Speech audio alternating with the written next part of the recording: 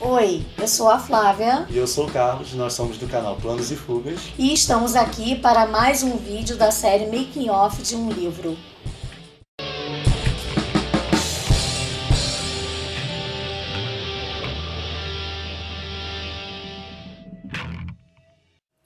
Então hoje a gente vai tentar desenvolver um pouquinho mais o assunto que a gente iniciou no vídeo anterior, que a gente estava falando da premissa e transformar essa premissa num resumo, que seria a sinopse, né? E nessa sinopse desenvolver melhor o problema pelo qual o personagem vai passar, né? Então a gente poderia focar agora no conflito, os tipos de conflitos que existem e como o autor vai trabalhar esses conflitos até o final. E aí a gente já entraria na parte onde o autor tem que pensar na história em 3 atos? Sim, agora a gente vai começar a pensar na estrutura clássica da história, pelo menos das histórias mais contadas, né, na nossa cultura, que é a história em 3 atos. O primeiro ato é a apresentação dos personagens, a apresentação de onde eles estão, em que mundo eles estão, onde eles vivem. E eles estão num mundo comum até que acontece algo e esse algo é o conflito, algo que eles precisam resolver. Geralmente o conflito marca então a passagem do primeiro ato para o segundo. Para o escritor se situar um pouquinho melhor, né? Quando ele já termina de apresentar tudo, quando ele já começa a apresentar coisas novas para esses personagens, é sinal de que o primeiro ato já está acabando, certo? Quando você já conhece as características principais do seu personagem, você já começa a querer mudar a vida dele, você começa a querer mudar o ambiente, aí é sinal de que está na hora de partir para o segundo ato. Isso geralmente acontece ali no final do primeiro terço mesmo dos livros e dos filmes, né? Do segundo ato para frente a gente já começa a ver o personagem lidando com o problema apresentado ali naquela marca. O segundo ato, ele vai apresentar uma... É um mundo especial, né? Um mundo especial, um mundo comum, né? Essas são terminologias do Joseph Campbell, da Jornada do Herói, e a gente vai fazer um vídeo abordando todos esses estágios, né? Por enquanto a gente está falando mais no geral mesmo, né? Esses 3 atos, mas a gente sabe que a Jornada do Herói, que é o jeito como o Campbell identifica as histórias, ela contém muito mais estágios e esses estágios eles detalham mais, né, a estrutura da história. Mas hoje a gente vai tratar de uma maneira mais geral, até porque nem todos acreditam na Jornada do Herói como um jeito válido de contar as histórias, certo? Então esse chamado mundo especial, na verdade, é quando o personagem tem uma reviravolta na vida dele, né, naquilo que foi apresentado no primeiro ato, e ele de repente tem que lidar com esse problema, ele tem que resolver alguma coisa de ruim que aconteceu com ele, ou alguma coisa de inusitado, ou até alguma coisa de bom, mas ele não sabe que é bom ainda, e por aí vai, né? Vale dizer que durante o primeiro ato a gente tem uma coisa chamada, que algumas pessoas de Hollywood chamam de Save the Cat, salve o gato em inglês mesmo, né? E esse termo é para designar alguma característica legal do personagem, o que faz a gente se identificar com ele logo de cara. Então, por exemplo, se é um personagem brutamonte, brigão, marrento, mas chega em casa, ele vai e tem um gato de estimação peludinho e tal, que ele fica todo carinhoso com o gato, né? Ou, por exemplo, o filme Rock, o Lutador, eu tava me lembrando disso. Né? Mostra ele sendo cobrador da máfia, né, e tudo mais, e de repente ele para no pet shop para comprar comida para tartaruga dele, e aí chega em casa ele tá lá brincando e falando com a tartaruga. Aí é paixão, acabou, paixão, né? imediata. Esse é o Save the Cat do Rock Balboa, né? Então quando você tem um personagem que se demonstra especial de alguma forma, né, que ele se demonstra legal, você pensa assim, poxa, esse cara é maneiro. Ou pode ser uma coisa pro outro lado também, que ele tem algum defeito muito aparente, que já te incomoda de alguma forma, né? Isso faz com que ele se destaque dos outros, faz com que você identifique o personagem. Normalmente são características dos vilões, né? O quê? Os vilões, mas muitas histórias têm essa característica da redenção, né? O herói começa desvirtuado. Isso, e com algum defeito grave, e o problema pelo qual ele vai passar pode redimir desses problemas. Ele evolui, né? Então pode acontecer isso também. Vamos falar um pouquinho então dos tipos de conflitos que podem existir, né, para poder marcar o primeiro ato para o segundo, né? Vamos pegar como exemplo uma profissão bem conhecida, né, que é o entregador de pizza, né? Certo. Vamos dizer.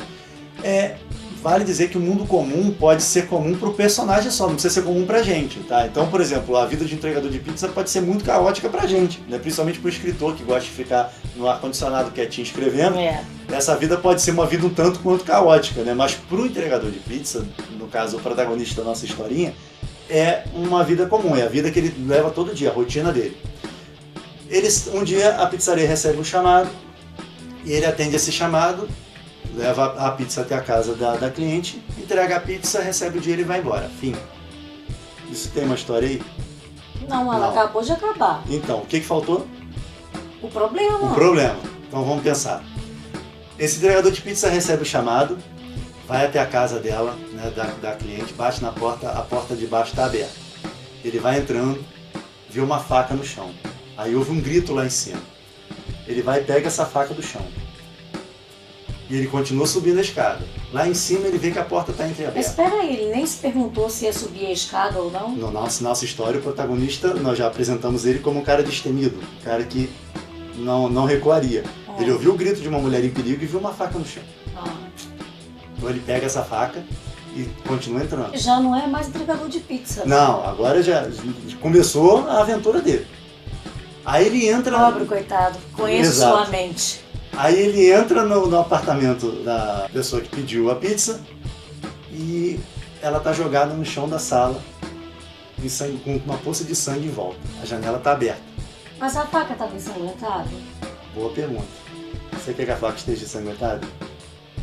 Melhor, a faca estava ensanguentada. Claro, olha isso. Aí ele entra com a faca ensanguentada. Eles vão roubar essa ideia da gente. Essa ideia é boa, hein? Não é? Aí ele entra com a faca ensanguentada em casa, certo? Na casa da mulher. A mulher tá jogada no chão. A janela tá aberta, obviamente quem fez isso com a mulher já pulou a janela. Mas ele ouviu o barulho. Ele ouviu o barulho da pessoa pulando. No que ele debruça para ver a pessoa fugindo, ele vê o carro da polícia chegando com a sirene tocando. E agora ele é culpado? Exatamente. Aí começa a história do entregador. O que ele faz? Ele esconde o corpo da mulher, ele esconde a faca. Daí pra frente, a gente vai ter o segundo ato. Nesse primeiro ato, a gente pode mostrar que o cara não tem medo, que é corajoso. Pode mostrar ele defendendo alguém de alguma injustiça. Pode colocar porque esse é o Save the Cat. semear certas dúvidas. Pode colocar como se ele fosse um cara fã de filmes de aventura e tal, que ele fica entediado, que ele gostaria muito que acontecesse alguma coisa de interessante na vida dele, alguma coisa que tirasse ele da rotina, do tédio. Isso tudo para quê? Para que esse conflito case bem com o mundo comum, com aquilo que ele estava vivendo antes, né? Então, essa história, né, esse problema vai ser o assunto do segundo ato inteiro. Aí por aí o escritor vai decidir. Vai ser um filme em que ele está fugindo? Vai ser um filme não, né? Vai ser um livro em que ele está fugindo? Certamente vai ser uma aventura. Ele vai ser preso, vai ser um livro de tribunal em que a outra pessoa que gosta dele vai tentar descobrir quem é o assassino enquanto ele está penando lá na cadeia. Né? O marido dessa mulher pode aparecer, ou ela não morreu, ou ela está em coma, ela acorda depois. Você tem 1000 caminhos para seguir. Isso tudo vai acontecer durante todo o segundo ato, certo? O segundo ato termina quando há um momento de crise, onde tudo está de mal a pior, onde acontece a pior coisa. O caso do cara está como perdido, o advogado foi embora. Já estava num conflito terrível. E aí a coisa só vai piorando. Você pode ter altos e baixos durante esse segundo ato, depois, mais pra frente a gente pode até trabalhar isso, Algumas curvas dramáticas. Algumas curvas dramáticas, você pode ter momentos em que está tudo bem, momentos em que acontece uma coisa e desaba tudo de novo. Só que o ponto pior vai ser lá perto do final do segundo ato. Quando vai chegando no final do segundo ato, é o momento da crise, é o momento em que está tudo ruim, onde tudo parece perdido. Aí é a hora de passar para o terceiro ato, que é a hora onde você pode ter uma correria, uma perseguição, uma reviravolta, alguém aparece com uma pista, né, com um fato novo, a mulher acorda do coma, né, onde o herói vai realmente lidar com as consequências de tudo que aconteceu e onde vai ter o desfecho dessa história, onde a grande pergunta feita no início vai ser respondida. Ele vai se safar dessa situação? Como o herói vai se safar dessa situação ou não? Ou ele vai realmente no final descobrir que a pessoa que matou a mulher foi sem querer, ou sei lá o que aconteceu, e de repente ele se incrimina no lugar da pessoa para salvá-la, ou a mulher de repente é uma suicida e estava fazendo isso para incriminar uma outra pessoa. Vários desfechos. Né? Aí cabe mesmo ao escritor escolher o melhor e seguir o instinto. Né? Mas nisso já deu para mostrar como uma história acontece assim, de maneira geral, em 3 atos. Né? Na realidade, é como se a pessoa estivesse escrevendo uma redação, com início, meio e fim.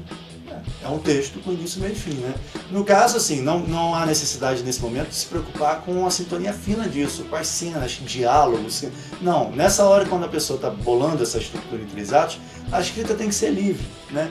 Escreva mesmo como vem na cabeça a história e tal, mexa no que for necessário, mas o que importa é você depois ter uma página onde você consiga identificar ali onde a história começa, qual é o problema, de maneira geral para onde ela vai e como o herói vai resolver. Tem pessoas que não gostam de já pensar no final, né, enquanto está elaborando isso. Aí já é um outro tipo de escritor. Como a gente se comprometeu no blog a falar o que acontece com a gente, né, a gente gosta de saber o final. Muitas vezes esse final pode mudar ao longo do caminho, a gente pode ter uma ideia mais interessante. Mas a gente sempre gosta de saber qual é o final, né, da nossa história. Tem escritores que, a partir da premissa, já começam a escrever e está tudo certo. Né? Então, por agora é isso. Prepare-se que está vindo aí um outro vlog. Isso aí. Então até o próximo vídeo da nossa série. Até mais.